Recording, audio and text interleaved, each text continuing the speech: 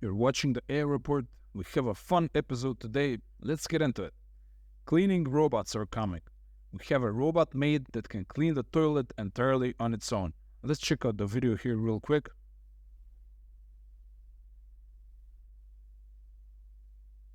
Okay, managed the door pretty well there. Ooh, a very delicate move there.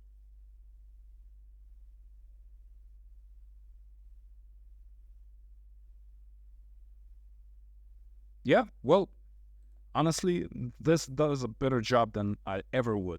So ChatGPT and other AIs threaten white-collar jobs, and now blue-collar jobs are also at risk. What will we do? Well, according to Adam Rogers, tech correspondent for Insider, the new jobs will involve either working with AI or building the new AI tools. The latter group of people will earn multiple six figures per year. Okay, but that only partially solves the problem. Sure, the data engineers and the AI experts will all land cushy jobs, but what will happen to all the people who simply don't have the capability to master complex fields? It's gonna get rough out there for a while. I guess humanity will figure something out, we usually do, but for a few years the world might be a cold place for many people. Besides important things like the job market, AI will probably ruin unimportant things like fantasy football and other similar games.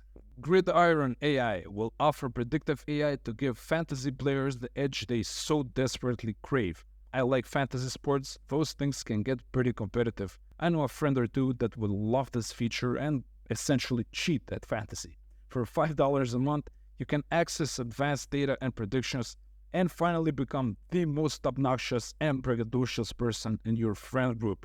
Worth it.